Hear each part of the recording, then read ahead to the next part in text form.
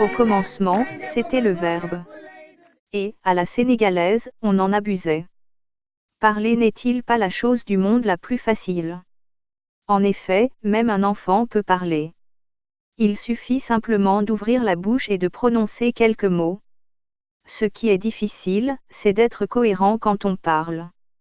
C'est-à-dire, lier sa parole avec son action de telle sorte qu'on fait tout ce qu'on dit.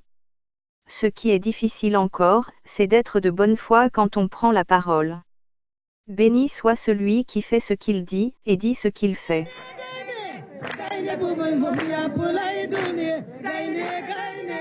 L'humanité étant bien faite par Dieu, elle est défaite par les espèces comme François. Un mauvais exemple pour la société. Par la méconnaissance de l'effet de la parole, il a signé de ses propres mots, son autodestruction politique. Avant, il ne faisait que parler. Moi, président de la République, je ferai fonctionner la justice de manière indépendante. Je ne nommerai pas les membres du parquet, alors que l'avis du Conseil supérieur de la magistrature n'a pas été dans ce sens. Moi, président de la République, je n'aurai pas la prétention de nommer les directeurs des chaînes de télévision publiques. Je laisserai ça à des instances indépendantes. Moi, président de la République, je ferai en sorte que mon comportement soit à chaque instant exemplaire. Après être élu, il devient encore plus bavard et décroche ainsi le record du président le plus impopulaire de l'histoire de la France.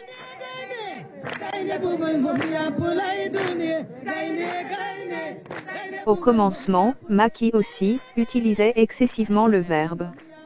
Par la parole, il a créé l'espoir, dans la tête de chacun de nous. Sénégalaisement, il nous faisait rêver. Souvent nous nous posons la question, qu'est-ce qui motivait le président Sall, dans les premières déclarations qui ont suivi sa prise de fonction après l'élection présidentielle de 2012? N'est-ce pas lui qui disait ceci? S'agissant de la gouvernance économique, je serai toujours guidé par le souci de transparence et de responsabilité dans la gestion vertueuse des affaires publiques. Je mets à ma charge l'obligation de dresser les comptes de la nation et d'éclairer l'opinion sur l'état des lieux. Je compte restituer aux organes de vérification et de contrôle de l'État la plénitude de leurs attributions. Dans le même sens, l'assainissement de l'environnement des affaires et la lutte contre la corruption et la concussion me tiennent particulièrement à cœur.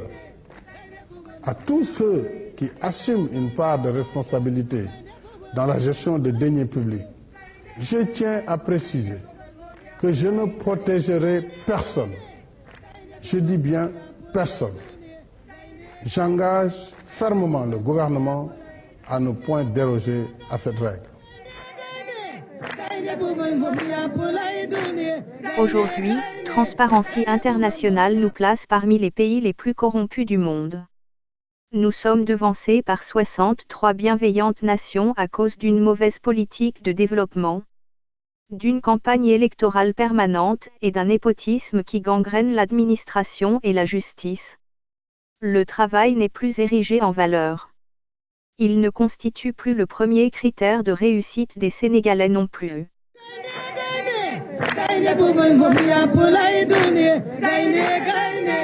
Pourquoi cette inertie des organes de contrôle de la République? Combien y aurait-il de rapports dans les tiroirs? Combien de délinquants à col blanc ou de terroristes financiers y seraient protégés?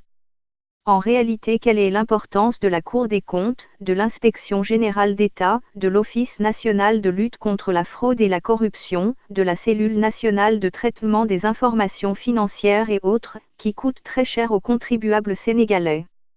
Pourquoi leur rapport moisirait-il sous le coude du président? Pourtant il avait dit, en insistant, qu'il ne protégera personne.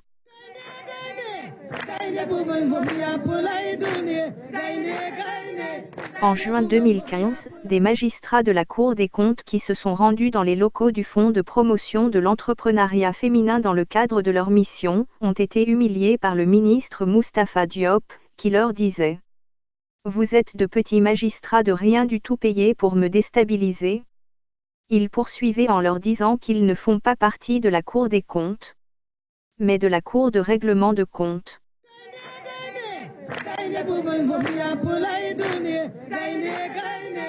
Pour apaiser la colère de ces magistrats contrôleurs. Ces magistrats qui appartiennent à un corps spécial, mieux sélectionné que le gouvernement du Sénégal. Pour apaiser leur colère. C'est notre président de la République qui s'est rabaissé en s'excusant publiquement au nom de son ministre Moustapha Diop. Au lieu de l'obliger, lui-même, de le faire, sans condition.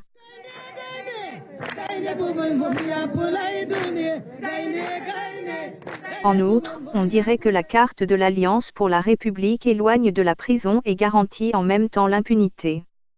Les médias sénégalais publient que Luc Nicolaï, ce promoteur de lutte, intègre la PR le 3 novembre 2016.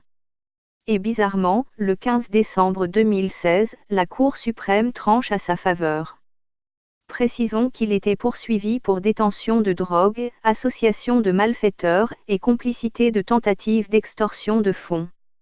Il était condamné par la Cour d'appel de Dakar à une peine de 5 ans de prison, dont 3 ans fermes.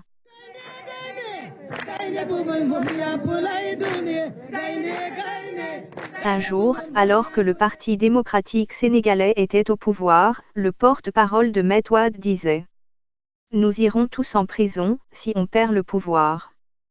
Ceci n'est-il pas un aveu volontaire fait sans aucune contrainte ? Cependant, jusqu'au jour où nous parlons, l'autoproclamé délinquant n'est pas encore inquiété par le maître des poursuites.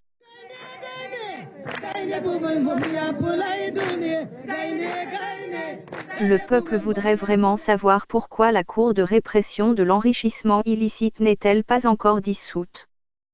Car si c'est Karim Wade qui étaient les raisons de sa création, alors les causes de son existence sont éteintes.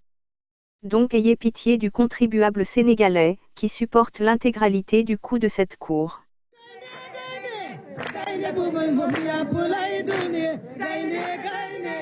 Pourtant avant son élection en 2012, le président Macky Sall nous disait fermement ceci.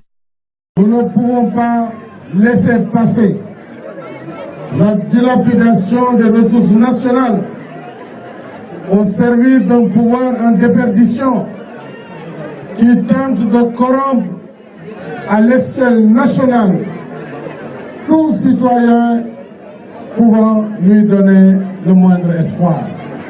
C'est par centaines de millions de francs au quotidien que le pouvoir s'emploie à corrompre les Sénégalais. Les audits seront faits sans faiblesse aucune pour voir l'origine de cet argent douteux. Parce qu'il faudrait bien qu'on nous dise comment des milliards peuvent quotidiennement être distribués de façon impunie.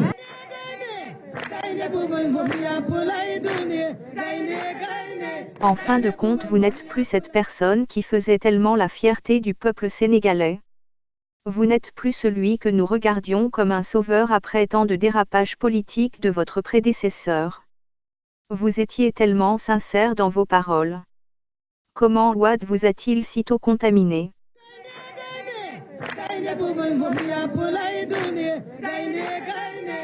En effet, ceci sera, sans nul doute, la pertinente motivation de votre chute. Jean-Jacques Rousseau ne disait-il pas ? Le corps politique, aussi bien que le corps de l'homme, commence à mourir dès sa naissance et porte en lui-même les causes de sa destruction.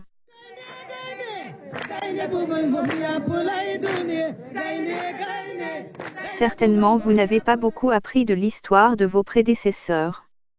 Senghor, Diouf et Wade n'ont été détrônés que du fait du non-respect de leur engagement. Il n'y avait pas d'autre raison. Leur effondrement a été causé par la violation de leurs promesses. Bien que pour Jacques Chirac, les promesses n'engagent que ceux qui y croient.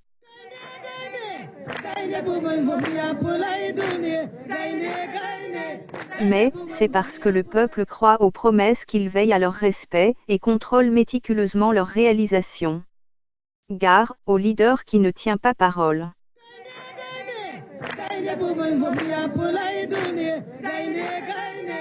Même si Machiavel dit que les hommes sont si aveugles, si entraînés par le besoin du moment, qu'un trompeur trouve toujours quelqu'un qui se laisse tromper. Sachez que le peuple sénégalais est, aujourd'hui, très avisé et très déterminé. Ainsi, il est capable de démettre tout dirigeant qui considère, en politique, le mensonge comme norme.